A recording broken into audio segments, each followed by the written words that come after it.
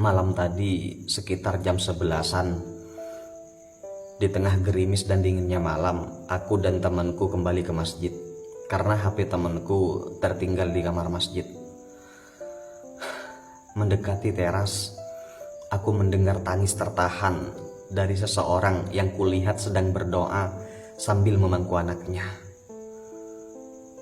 Setelah aku dan temanku mendekatinya, ternyata Fulan yang terkenal ramah dan baik hati.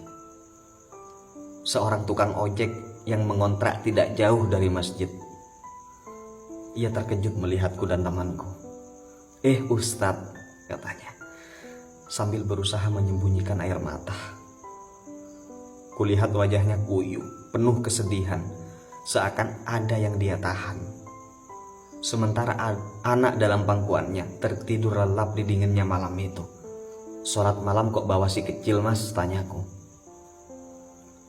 Sambil tersenyum mengulurkan tangannya bersalaman, ia menyambut salamku dan berkata, "Tidak apa-apa Ustadz." Aku lanjut bertanya, karena instingku mengatakan tentu ada masalah pada Mas ini. "Sudahlah Mas, tidak usah sungkan Mas. Ada yang bisa saya bantu?" Saya kembali bertanya. Ia menatapku. "Tidak apa-apa Ustadz," jawabnya sambil menunduk.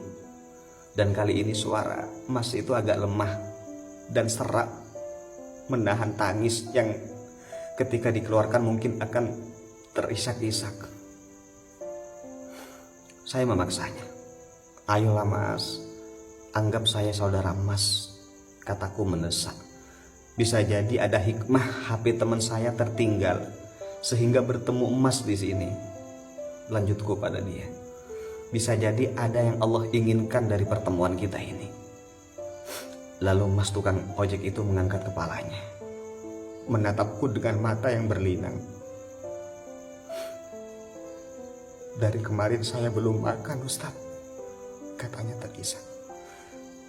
"Sedangkan anak istri saya hanya makan sepiring lontong pagi tadi.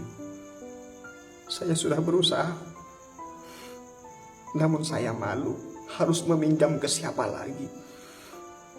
Orderan ojek pun sepi, lagian motor saya tak ada bensinnya Ustaz." Air mataku berlinang mendengar.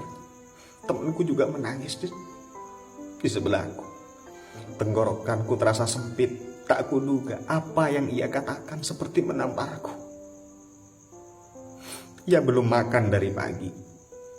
Anak istrinya hanya makan lontong, sementara pagi tadi di rumahku ada sebungkus lontong yang berlebih hingga akhirnya terbuang karena basi. Mas tukang ojek itu melanjutkan perkataannya sambil terisak. "Aku berpikir mungkin saja dengan datang ke masjid yang penuh berkah ini sebagai tamu Allah sambil membawa anak, doaku akan lebih makbul Ustaz. Aku berharap ada rezeki dari Allah untuk kami makan malam ini. Aku tak tahu harus bagaimana lagi Ustaz." Pungkasnya sambil menundukkan kepala menghapus air mata. Sambil terisak, temanku pengurus masjid itu berkata, "Sungguh saya merasa sangat bersalah. Saya malu kepada Allah. Di saat kami pengurus masjid berencana membangun ini dan itu, program ini dan itu, ada warga kami yang tidak makan. Di saat kami ingin mengganti warna cat masjid, ada bayi yang tidak bisa menyusu karena ASI ibunya kekeringan.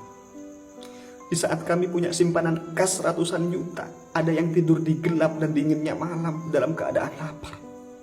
Saudara beriman, semoga bisa menghentak sanubari kita bersama dengan kejadian ini. Ini kisah nyata. Mulai saat ini, lihatlah tetangga sekeliling kita.